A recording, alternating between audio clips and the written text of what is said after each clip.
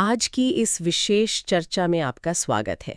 आज हम नागरिक अवज्ञा और सत्याग्रह के काफी गहरे और प्रभावशाली विचारों की पड़ताल कर रहे हैं। जी। हमारे पास स्रोत के तौर पर सत्याग्रह और नागरिक अवज्ञा का दर्शन के कुछ अहम अंश हैं और हमारा लक्ष्य है इन अवधारणाओं को समझना, ये आखिर हैं क्या, कैसे विकसित हुई और शायद सबसे जरूरी आज क्यों मायने रखती हैं। बिल्कुल। तो चलिए शुरू करते हैं। देखिए, ये विचार कि आम नागरिक मतलब हम जैसे लोग सरकार के गलत कानूनों का विरोध कर सकते हैं, ये कोई एकदम नई बात तो नहीं है। नहीं, बिल्कुल नहीं। लेकिन हाँ, 20वीं सदी में जिस तरह इसने दुनिया को शेकिल दिया वो कमाल का था। तो सबसे पहले यही शब्द लेते हैं, नागरिक अवज्ञा, सिविल डिसओबीडियंस। स्रोत बताते हैं कि इस शब्द का इस्तेमाल एक तरह से व्यवस्थित रूप में सबसे पहले हेनरी डेविड थोरो ने किया था 1849 के आसपास। जी हाँ। मतलब सीधा सा है, किसी ऐसे कानून या नीति का जानबूझकर सबके सामने उल्लंघन करना जिसे आप गलत मानते हैं। ये कोई छिपने वाली बात नहीं है। बिल्कुल। और यही इसकी खासियत है। स्रोत भी इसी पर जोर देते हैं। ये कोई चोरी छुपे वाला काम नहीं, बल्कि एक खुला ऐलान है एक तरह से। हाँ। मकसद होता है समाज को, मतलब व्यापक समुदाय को जगाना, उनकी अंतरात्मा को झकझोरना। अच्छा। और एक और जरूरी बात यहाँ यह है कि जो व्यक्ति अवज्ञा कर रहा है वो आमतौर पर इसके नतीजे, मतलब सजा भुगतने को तैयार रहता है, जैसे जुर्माना हो या जेल जाना पड़े। तो ये सिर्फ गुस्सा दिखाना नहीं है, इसके पीछे न्याय की, नैतिकता की और हाँ, आम लोगों की भलाई की एक गहरी सोच काम करती है। जैसा कि स्रोत कहते हैं, गांधी के शब्दों में, ये एक सार्वजनिक, अहिंसक और विवेकपूर्ण कार्य है। मतलब एक नैतिक स्टैंड। बिल्कुल। नैतिक सिद्धांतों पर आधारित। ये सिविल इसीलिए है क्योंकि ये सभ्य तरीके से होता है, बिना हिंसा के। और जैसा आपने कहा, ये विचार थॉरो के साथ ही अचानक नहीं आ गया, इसकी जड़ें तो बहुत पुरानी हैं। जी, बहुत गहरी। स्रोत हमें प्राचीन ग्रीस तक ले जाते हैं। वो एंटीगोन नाटक है ना? हाँ, सोफोक्लिस का। वही यही है। नायिका राजा के अन्यायपूर्ण आदेश को मानने से इनकार कर देती है अपनी अंतरात्मा की आवाज पर। राज्य का कानून और व्यक्ति की नैतिकता का टकराव। सही कहा।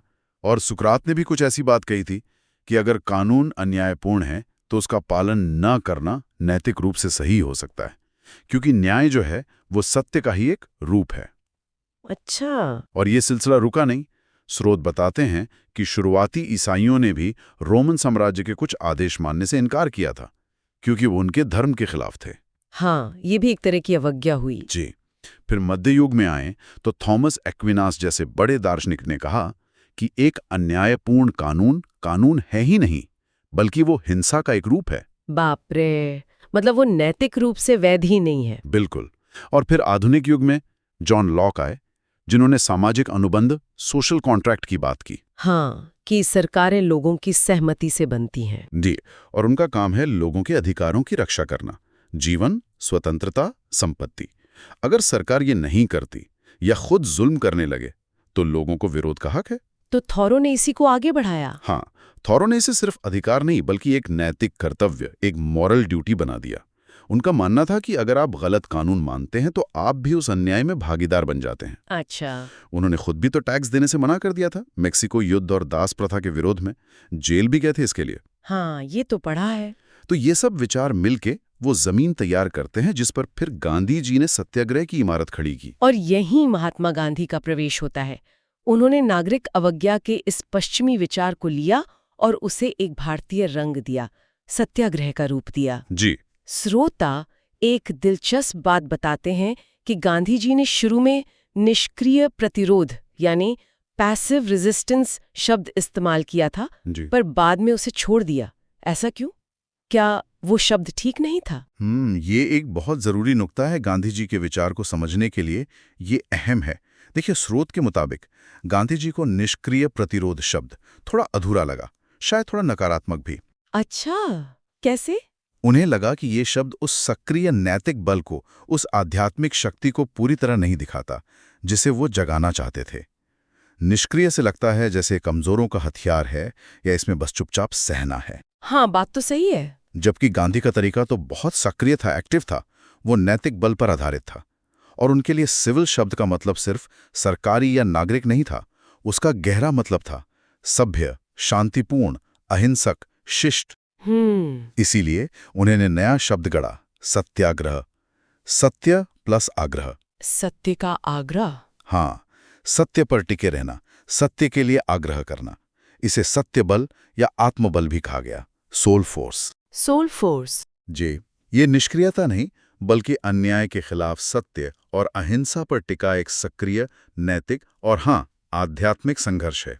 इसमें विरोधी से नफरत नहीं होती, बल्कि उससे बदलने की, उसे प्रेम से जीतने की इच्छा होती है। गांधी के दर्शन में, और श्रोतीय बार बार बताते हैं, सत्य ही मंजिल है और अहिंसा उस तक पहुंचने का रास्ता, एकमात्र रास्ता। एकमात्र रास्ता। जी। सत्याग्रह का मतलब है अन्यायपूर्ण कानूनों का सबके सामने शांति से उल्लंघन करना, और फिर जो भी सजा मिले उसे खुशी खुशी स्वेच्छा से स्वीकार कर लेना। ये स्वेच्छा से कष्ट सहना जरूरी था, बहुत जरूरी। गांधी जी मानते थे कि ये कोई राजनीतिक चालबाजी नहीं है, ये हर नागरिक का जन्मसिद्ध अधिकार है और कर्तव्य भी, खासकर तब जब सरकार भ्रष्ट हो जाए, अन्याय करने लगे। उन्होंने 1919 में हंटर आयोग को कहा भी था कि अगर लोग सच के रास्ते पर अहिंसा से न्याय मांगे तो किसी भी सभ्य सरकार को उन्हें दुश्मन नहीं बल्कि अपना सबसे बड़ा मददगार समझना चाहिए, क्योंकि वो सरकार को उसकी गलतियां बता रहे हैं। बिल्कुल, आईना दिखा रहे हैं। तो इसका मतलब ये हुआ कि सत्याग्रह का मकसद सिर्फ कानून बदलवाना या राजनीतिक मांगे मनवाना नहीं था। स्रोत इसे कुछ और बड़ा बताते हैं, एक पूरी जीवन शैली की तरह। निश्चित रूप से। बिल्कुल सही समझा आपने। गांधी के लिए सत्याग्रह सिर्फ आंदोलन का एक औजार नहीं था, वो जीने का एक तरीका था, एक पूरा जीवन दर्शन। अच्छा। स्रोत साफ करते हैं कि इसकी जड़ें कुछ बुनियादी उसूलों में थीं।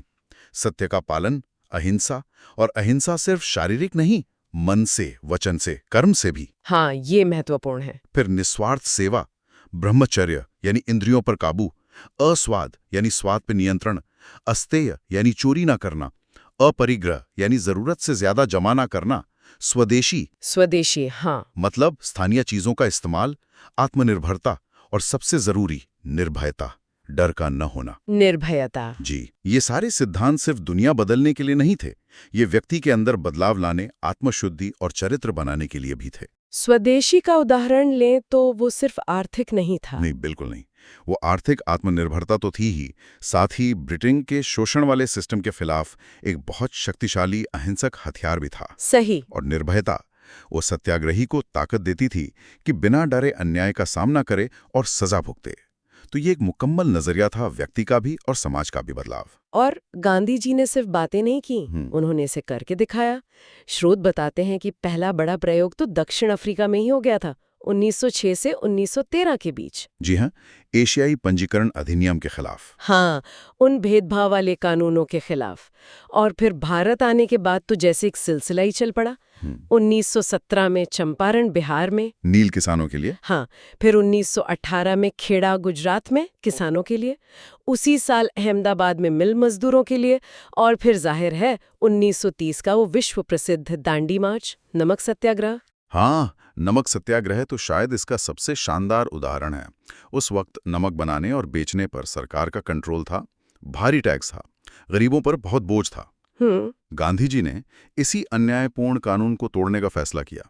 साबरमती आश्रम से दांडी तक वो पैदल यात्रा, करीब 240 मील। हाँ, वो तस्वीरें तो आज भी याद हैं। वहां पहुंचकर समंदर के पानी से नमक बनाया, कानून तोड़ा। ये दिखने में छोटा सा काम था, पर इसने पूरे देश में सविनय अवज्ञा की एक लहर पैदा कर दी। लाखों लोग शामिल हो गए। हाँ, लाखों लोगों ने नमक कानून तोड़ा, विदेशी कपड़ों की होली जलाई, शराब की दुकानों पर धरने दिए। ये ब्रिटिश राज के लिए एक जबरदस्त अहिंसक चुनौती थी। पूरी दुनिया का ध्यान गया इस पर। ये तो हुई भारत की बात, लेकिन क्या इस तरीके का असर भारत के बाहर भी पड़ा? क्या दुनिया में और कहीं लोगों ने इसे अपनाया? बिल्कुल पड़ा, और यही गांधी के विचारों की यूनिवर्सल अपील दिखती है। स्रोत बताते हैं कि गांधी की इस पद्धति ने दुनिया भर में कई आंदोलनों को प्रेरणा दी। जैसे दक्षिण अफ्रीका में रंगभेद, अपार्थाइड के खिलाफ जो लंबा संघर्ष चला, उसमें गांधीवादी तरीकों का साफ असर है, खासकर 1952 का डिफायंस कैंपेन। अच्छा, डिफायंस कैंपेन। जी, इसमें नेल्सन मंडेला जैसे नेताओं की अगुवाई में हजारों लोगों ने जानबूझकर रंगभेद के कानूनों को तोड़ा, शांति से, जैसे वो पास कानून थे या पब्लिक जगहों पर अलगाव वाले कानून, और गिरफ्तारियां दी। मंडेला ने भी गांधी से प्रेरणा ली थी। बिल्कुल। और फिर अमेरिका का सिविल राइट्स मूवमेंट, वो तो शायद सबसे मशहूर उदाहरण है। हाँ, doctor Martin Luther King junior. जी, डॉक्टर किंग ने तो खुलकर कहा कि गांधी उनके प्रेरणा स्रोत हैं। 1955-56 का मॉन्टगोमरी बस बॉयकॉट याद है? हाँ, रोजा पार्क्स की गिरफ्तारी के बाद। बिल्कुल। अश्वेत समुदाय ने करीब 1 साल तक बसों का बहिष्कार किया। ये सीधे सीधे गांधी के सत्याग्रह और अहिंसक प्रतिरोध पर आधारित था। डॉक्टर किंग कहते थे कि प्रेरणा ईसा मसीह से मिली और तरीका गांधी से। वाह, प्रेरणा और तरीका। जी, यहाँ तक कि 1960 के दशक में वियतनाम युद्ध के खिलाफ जो अमेरिका में प्रदर्शन हुए, उनमें भी नागरिक अवज्ञा के तत्व थे, जैसे ड्राफ्ट कार्ड जलाना, सैन्य ठिकानों पर धरने देना। सही। तो ये दिखाता है कि ये तरीका कितना लचीला और शक्तिशाली है, अलग अलग हालात में भी काम आया। बिल्कुल। तो ये सब सुनने के बाद सवाल उठता है कि इन ऐतिहासिक विचारों का आज क्या मतलब है। आज की दुनिया तो बहुत बदल गई है, समस्याएं ज्यादा पेचीदा लें। क्या नागरिक अवज्ञा और सत्याग्रह आज भी उतनी ही प्रासंगिक है? स्रोत में मार्टिन लूथर किंग जूनियर का वो कथन है, अगर मानवता को आगे बढ़ना है तो गांधी को नजरअंदाज नहीं किया जा सकता। और गुन्नार मिर्डल ने भी कहा था कि गांधी के विचार विकसित और अविकसित दोनों समाजों के लिए जरूरी हैं। आज के संदर्भ में इसे कैसे देखें? क्या स्रोत कुछ बताते हैं इस पर? देखिए, ये वाकई सबसे अहम सवाल है और स्रोत इस बात पर काफी जोर देते हैं कि आज की दुनिया, जो अक्सर हिंसा, टकराव, ध्रुवीकरण मतलब पोलराइजेशन और गहरे नैतिक संकटों से जूझ रही है, उसे शायद गांधी के इन सिद्धांतों की पहले से कहीं ज्यादा जरूरत है। कैसे? अहिंसक प्रतिरोध, सत्य की लगातार खोज और संवाद पर जोर, इनकी जरूरत आज शायद ज्यादा है। यहां तक कि आज के राजनीतिक दार्शनिक भी नागरिक अवज्ञा के अधिकार को मानते हैं, हाँ, कुछ शर्तों के साथ। शर्तें? कैसी शर्तें? जैसे स्रोत में जॉन रॉल्स का जिक्र है। वो मानते थे कि एक मोटा-मोटी न्यायपूर्ण समाज में भी अगर कानून लगातार और गंभीर रूप से अन्यायपूर्ण हो जाएं, तो नागरिकों को अहिंसक अवज्ञा का अधिकार है, पर शर्त यह है कि ये सार्वजनिक हो, अहिंसक हो और इसका मकसद समाज में न्याय के सिद्धांतों को वापस लाना हो। अच्छा। तो गांधीवादी तरीका सिर्फ विरोध का तरीका नहीं है, ये मसलों को हल करने का एक अलग नजरिया देता है। इसका लक्ष्य दुश्मन को खत्म करना नहीं, बल्कि उसका दिल जीतना है, उसे सच का एहसास कराना है। हृदय परिवर्तन। जी, हृदय परिवर्तन। ये संवाद, सह अस्तित्व, आपसी समझ पर जोर देता है। आज जब हम इतनी जटिल वैश्विक चुनौतियों का सामना कर रहे हैं, जलवायु परिवर्तन है, बढ़ती आर्थिक असमानता है, नस्ली अन्याय है, शरणार्थी संकट है, डिजिटल दुनिया में प्राइवेसी का मुद्दा है। हाँ, लिस्ट तो लंबी है। बिल्कुल। तो इन सब में गांधी के सिद्धांत शायद हमें एक वैकल्पिक रास्ता दिखा सकते हैं। जैसे जलवायु परिवर्तन के खिलाफ जो आंदोलन हो रहे हैं, वो अक्सर नागरिक अवज्ञा के तरीके अपनाते हैं। हाँ, प्रदर्शन करना जी, या प्रोजेक्ट्स में बाधा डालना। जी, ताकि सरकारों और कंपनियों पर दबाव बने। यहाँ गांधी का सत्य का आग्रह सरकारों को वैज्ञानिक सच्चाई का सामना करने के लिए मजबूर करने जैसा है, और अहिंसा ये पक्का करती है कि आंदोलन नैतिक रूप से मजबूत रहे। तो अंतिम लक्ष्य सिर्फ नीतियां बदलना नहीं है। नहीं, उससे कहीं ज्यादा बड़ा है। समाज में नैतिकता, मानवीय मूल्यों और न्याय की भावना को फिर से जगाना, उसे मजबूत करना है। तो इस पूरी चर्चा से हमने क्या मुख्य बातें समझी? हमने देखा कि नागरिक अवज्ञा कोई आम कानून तोड़ना नहीं है, बल्कि अन्याय के खिलाफ एक सोचा समझा सार्वजनिक नैतिक कदम है, और इसकी जड़ें बहुत पुरानी हैं, ग्रीस से लेकर थोरो और लॉक तक। जी। फिर हमने महात्मा गांधी के सत्याग्रह को समझा। ये सिर्फ पैसिव रेजिस्टेंस नहीं, बल्कि सत्य और अहिंसा पर आधारित एक सक्रिय, नैतिक और आध्यात्मिक शक्ति है, एक पूरी जीवन शैली। बिल्कुल। जिसने न सिर्फ भारत की आज़ादी में अहम भूमिका निभाई, बल्कि दुनिया भर में मार्टिन लूथर किंग से लेकर मंडेला तक अनगिनत शांतिपूर्ण आंदोलनों को रास्ता दिखाया। और जैसा हमने बात की, ये सिर्फ इतिहास नहीं है, ये सिद्धांत आज भी जिंदा हैं, प्रासंगिक हैं और उन पर बहस जारी है। स्रोत भी बार बार गांधी के विचारों की स्थायी प्रासंगिकता की तरफ इशारा करते हैं।